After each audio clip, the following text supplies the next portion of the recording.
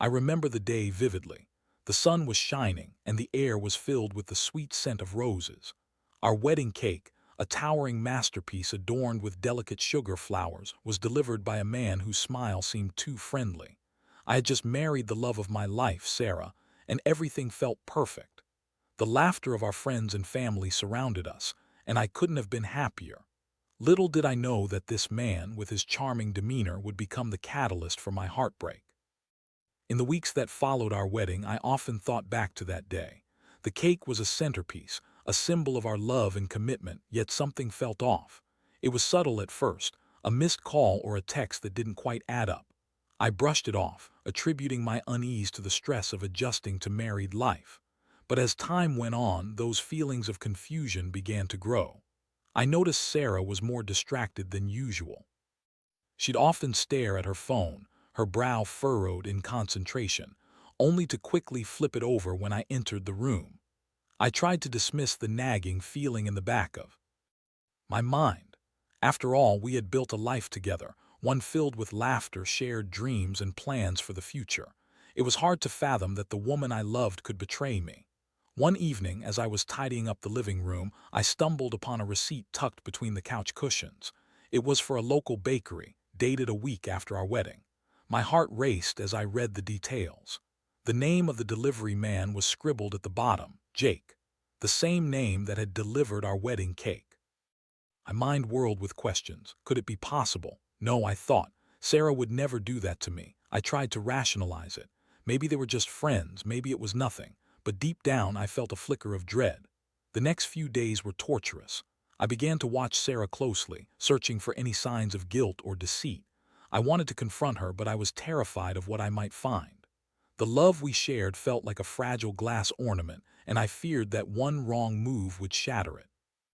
I kept telling myself that I was being irrational, that I was letting my insecurities overshadow our happiness. Yet the feeling of unease persisted. I found myself replaying the wedding day in my mind, obsessing over every interaction. I remembered how Jake had looked at Sarah when he delivered the cake, a lingering gaze, a smile that felt too personal. I shook my head, trying to dispel the thoughts swirling in my mind. I didn't want to believe the worst, but the seed of doubt had been planted. As the days turned into weeks, I couldn't shake the feeling that something was indeed wrong. The confusion morphed into a heavy weight on my chest, a constant reminder that I might be losing the woman I loved. I started to question everything, our marriage, our vows, and ultimately my worth. Was I not enough for her? Did I somehow contribute to this growing chasm between us? I knew I had to confront her, but the thought of it paralyzed me. I imagined the scene, the confrontation, the accusations, the tears. Would she deny it? Would she be remorseful? Or worse, would she admit it? I didn't know if I was ready for the truth, whatever it may be. The uncertainty was suffocating, and I felt trapped in a nightmare from which I couldn't wake. That night, as I lay in bed staring at the ceiling, I resolved to find out the truth. I couldn't live in this limbo any longer. I needed answers, and I needed to know if the woman I had promised to spend my life with had betrayed me with the very man who had helped celebrate our love. The thought sent a chill down my spine, but I knew I had to face whatever lay ahead. The following week was a blur of anxiety and dread. I spent countless hours replaying every interaction, every moment, and every glance between Sarah and Jake in my mind. I felt like a detective, piecing together a puzzle that I desperately wished didn't exist. My heart raced every time Sarah's phone pinged with a new message. I would glance at her, watching her reactions, searching for any sign of guilt. But she seemed blissfully unaware of the storm brewing inside me, and that only added to my frustration. One fateful evening, after a long day at work, I returned home to find Sarah sitting on the couch, engrossed in her phone. The glow of the screen illuminated her face, and for a moment I felt an overwhelming urge to reach out and take her hand, to remind her of the love we shared. But the gnawing doubt quickly extinguished that impulse. "Hey, how was your day?" I asked, trying to sound casual. "It was good," she replied a little too quickly. "Just busy with work." I nodded, but I could sense that something was off. I excused myself to the bedroom, where I sat on the edge of the bed, contemplating my next move. I had to confront her, but how? I needed proof, something concrete that would force her to admit the truth. I found myself packing the room, my mind racing. I decided to check her phone. The thought sent a jolt of adrenaline through me, but I knew I had to know. I waited until I heard Sarah in the kitchen, and then I grabbed her phone from the bedside table. My heart pounded as I unlocked it, my hands trembling. I scrolled through her messages, my stomach twisting in knots. At first, it was just mundane conversations with friends, but then I stumbled upon a thread that made my blood run cold. There it was, messages between Sarah and Jake. They were flirty, filled with inside jokes and laughter, and they talked about meeting up just to talk. My breath caught in my throat as I read the messages, my mind racing to comprehend what I was seeing. I felt like I was watching a train wreck in slow motion. I couldn't look away, but I didn't want to see. My heart sank further as I read one particularly damning message. "I can't stop thinking about that day. You made me feel so alive." The words echoed in my mind, and I felt a rush of nausea. The betrayal was seeping into my bones, and I could feel the anger bubbling beneath the surface. Just then I heard footsteps approaching, and panic surged through me. I quickly set the phone back down and tried to compose myself. Sarah walked in, her expression brightening when she saw me, but I could see a flicker of confusion in her eyes. "Everything okay?" she asked, tilting her head slightly. I forced a smile, but inside I felt like I was on the brink of a breakdown. "Yeah, just thinking about some things." She nodded, but I could see her mind racing as well. I wanted to scream, to demand answers, but I felt trapped in my own emotions. I had the proof I needed, but confronting her felt like stepping off a cliff into the unknown. The weight of the truth pressed down on me, suffocating and relentless. That night I barely slept. I tossed and turned, replaying the messages over and over in my mind. The betrayal cut deep, and the pain felt like a raw wound. I couldn't understand how she could do this to me, to us. I thought about the vows we had exchanged, the promises we made in front of our friends and family. How could she throw it all away for a fleeting moment of excitement with a man whose name I had once trusted? As dawn broke, illuminating the room with a soft glow, I felt a surge of resolve. I couldn't let this go unanswered. I had to confront her, to lay everything bare. The thought terrified me, but I knew I couldn't live with this betrayal any longer. I had to face the woman I loved and demand the truth, no matter how painful it might be. I spent the morning preparing myself for the confrontation. I rehearsed what I would say, how I would express my feelings without losing control. But deep down, I knew that once I opened this Pandora's box, there would be no going back. The truth would be revealed, and the world I had built with Sarah would never be the same again. As I waited for her to wake up, I felt a mixture of dread and determination. I had discovered her secret, and now it was time to expose the truth. Whatever happened next would change everything. The sun had barely risen, casting a muted light through the curtains, but I felt as if a storm was brewing inside me. My heart raced as I sat at the kitchen table, staring at my coffee, which had long gone cold. Each tick of the clock echoed in my ears, reminding me that I couldn't delay this confrontation any longer. I could hear Sarah moving around in the bedroom, blissfully unaware of the turmoil that awaited her. Finally, she emerged, her hair tousled and her eyes still heavy with sleep. She smiled at me, that same smile that had once melted my heart, but now it felt like a mask hiding the truth. I forced a smile back, but it felt strained, like I was trying to hold up a wall that was crumbling beneath me. "Good morning," she said, pouring herself a cup of coffee. "What are you up to today?" I took a deep breath, steeling myself for what was to come. "We need to talk." Her smile faltered slightly, a flicker of concern crossing her face. "About what?" I gestured for her to sit down, my hands trembling slightly as I tried to gather my thoughts. "About us, about Jake." The mention of his name hung in the air, heavy and charged. Sarah's expression shifted, her eyes widening as she met my gaze. I could see the realization dawning on her, and I felt a rush of anger mixed with heartbreak. How could she look at me like that, knowing what I had discovered? "Jake, what do you mean?" she asked, her voice wavering. I pushed the chair back and stood up, unable to sit any longer. "You know what?" "I mean, I saw the messages, Sarah. I know everything." Color drained from her face, and for a moment she looked like a deer caught in headlights. You went through my phone, I clenched my fists, fighting the urge to scream. I had to know I couldn't just sit idly by while you were texting him, flirting with him. How could you do this to me? Tears welled up in her eyes, and I could see the panic rising in her. I didn't mean for it to happen. It was just a mistake, a moment of weakness. I shook my head, feeling a mix of anger and sadness. A mistake? Sarah, this isn't just some silly mistake. You slept with him, the guy who delivered our wedding cake. How could you betray everything we built together? Her voice trembled as she tried to explain. It was just one time. I was feeling lost, and things have been so stressful lately. I thought I could just escape for a moment. I didn't think it would lead to this. I felt a surge of betrayal wash over me, and the weight of her words struck me like a physical blow. Escape?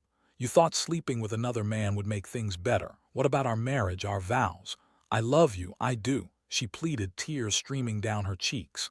I made a mistake and I regret it every day. It was stupid, it was reckless. Please just listen to me.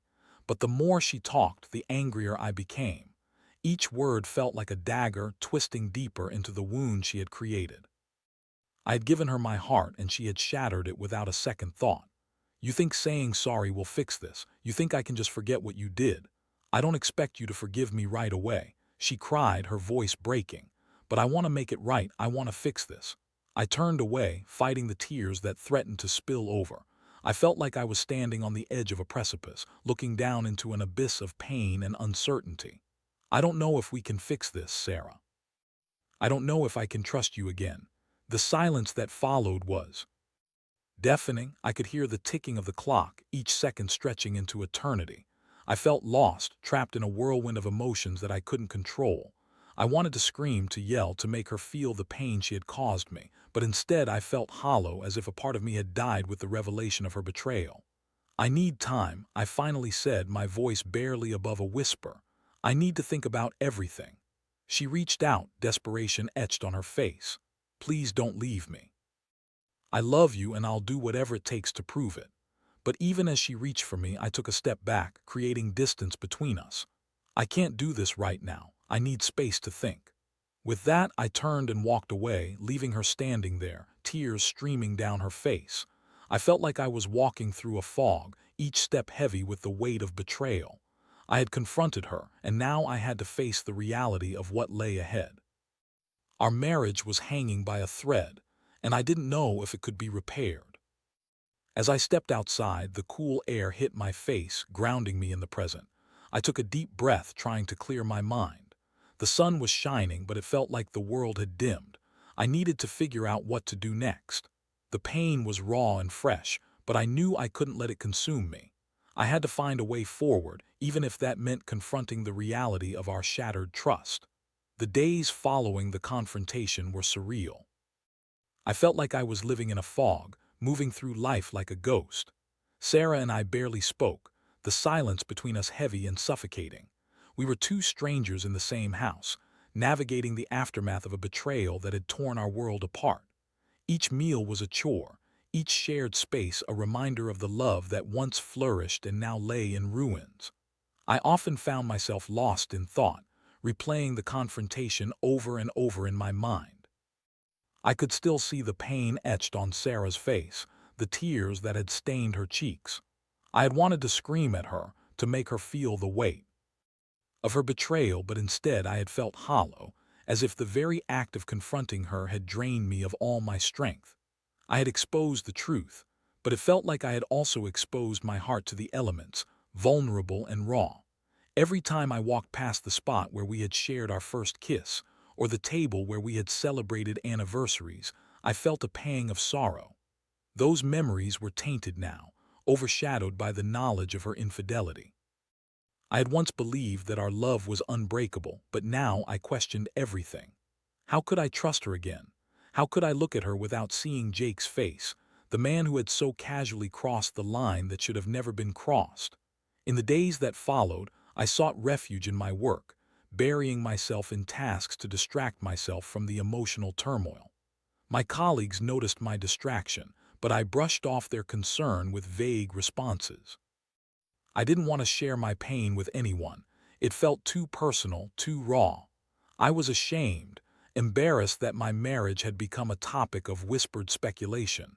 but the pain was relentless. I found myself scrolling through social media late at night, looking at pictures of happy couples and feeling a deep sense of envy. How could they be so blissfully in love while I was drowning in heartbreak?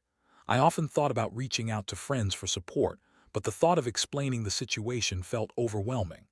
I didn't want to be the man whose wife had cheated on him, the man who had failed in love. Meanwhile, Sarah tried to reach out to me, desperate to talk, to explain, to beg for forgiveness. She would leave notes around the house, little reminders of our love, but I couldn't bring myself to respond. I felt like a wall had gone up between us, and every time she tried to breach it, I retreated further into my shell.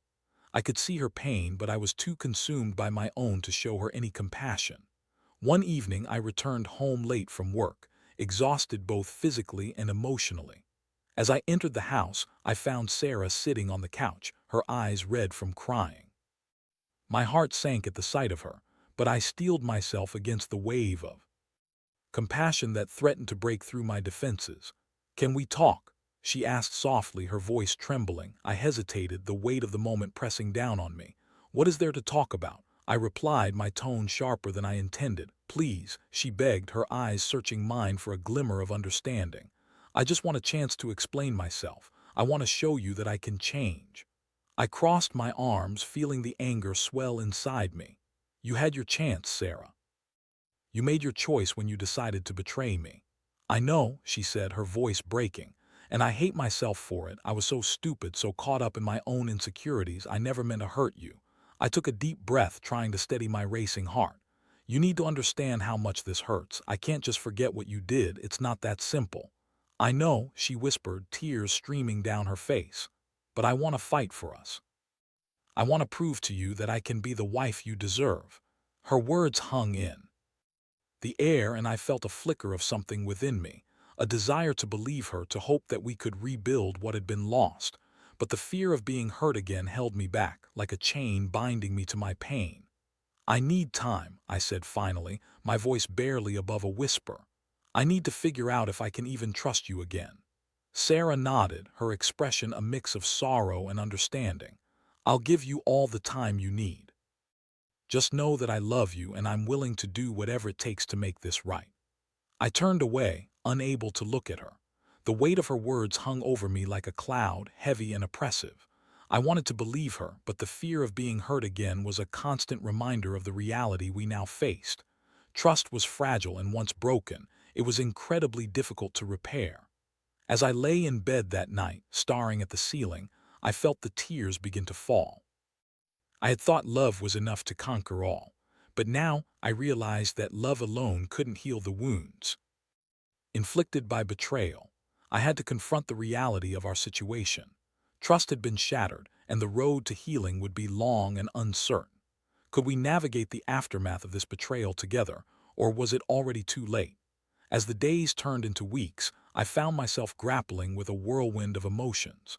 The pain of Sarah's betrayal lingered like a dark cloud hanging over my head, but amidst the chaos, I began to realize that I needed to take control of my healing process.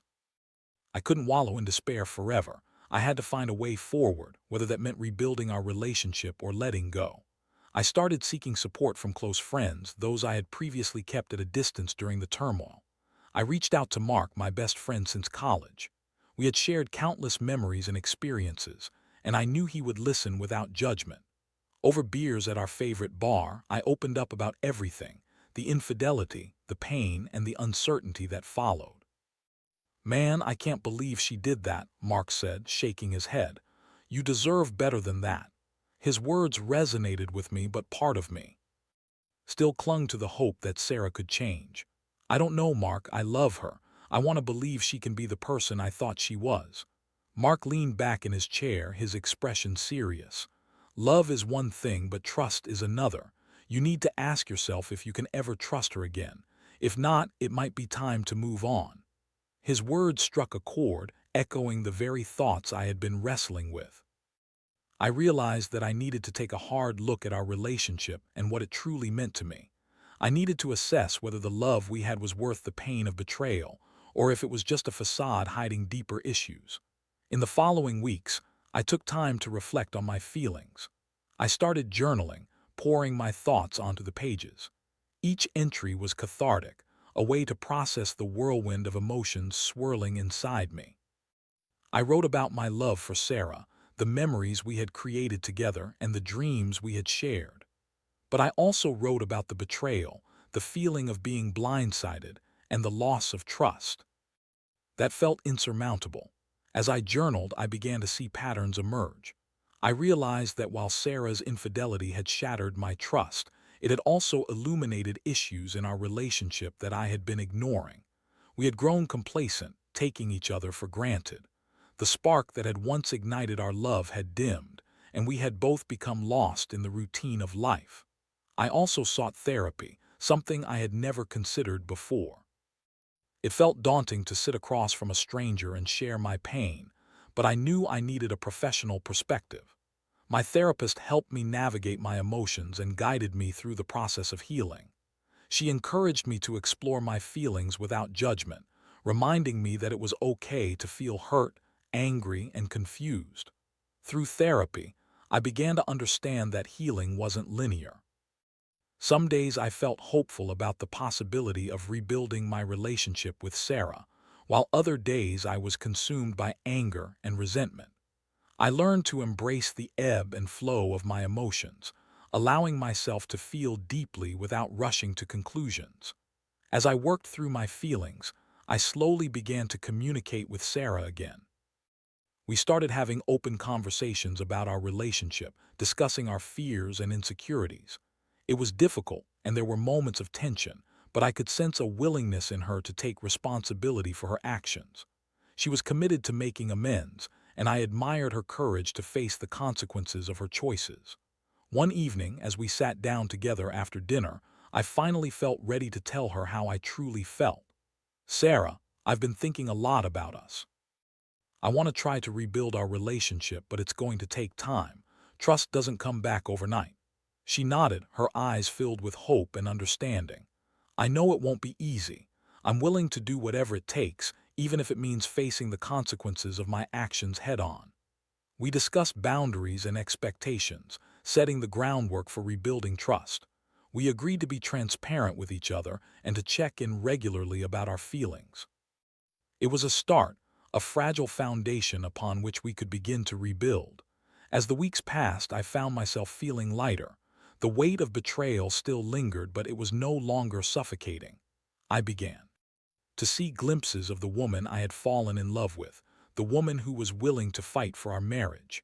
I also learned more about myself in the process, understanding my worth and the importance of setting boundaries. I realized that healing wasn't about forgetting the past, it was about learning from it. I had to acknowledge the hurt, but I also had to embrace the possibility of a future together. With time, patience, and effort, we could work towards a new chapter, one built on honesty, vulnerability, and renewed love. As I reflected on our journey, I felt a sense of hope. We were still navigating the aftermath of betrayal, but we were doing it together.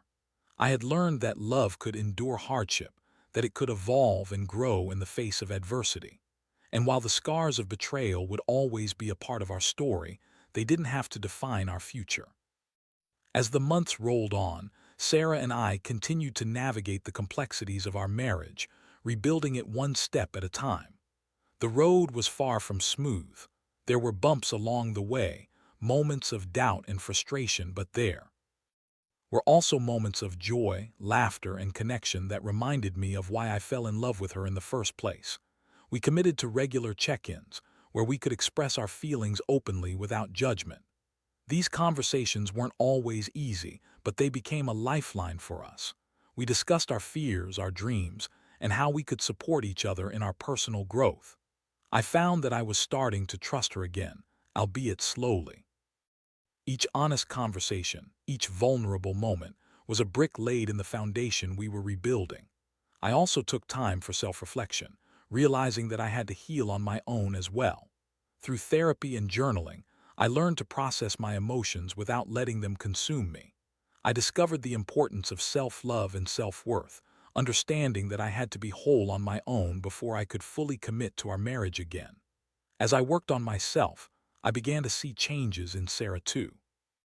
She was actively engaging in her own personal growth, attending workshops on communication and emotional intelligence.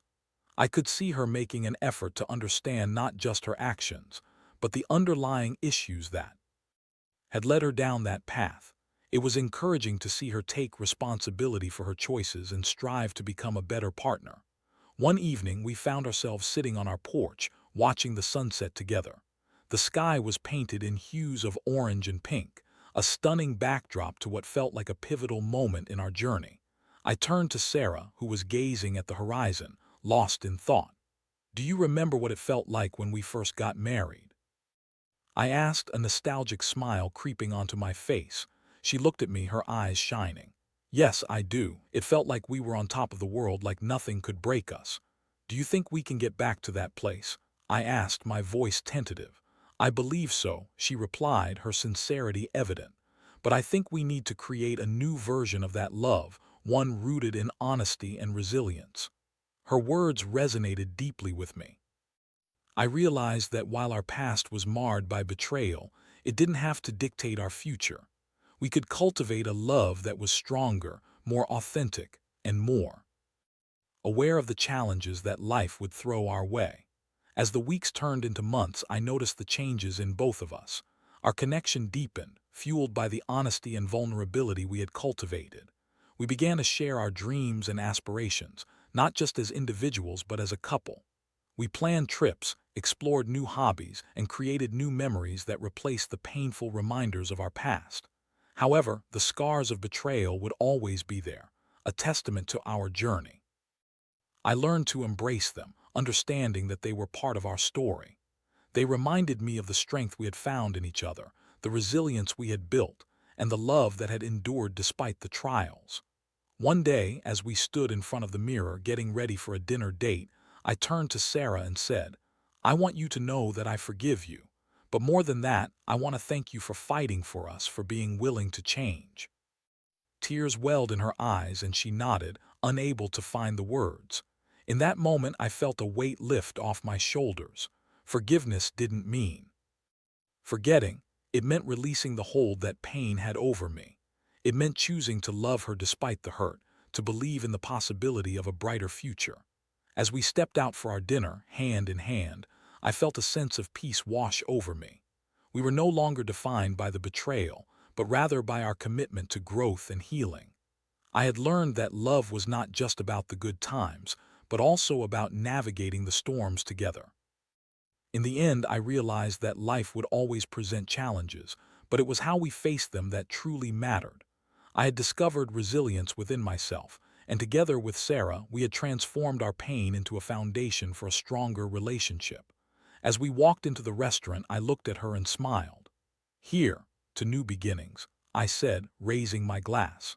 "To new beginnings," she echoed, and as our glasses clinked, I felt a surge of hope. We were writing a new chapter, one filled with love, trust, and the promise of a future we would create together.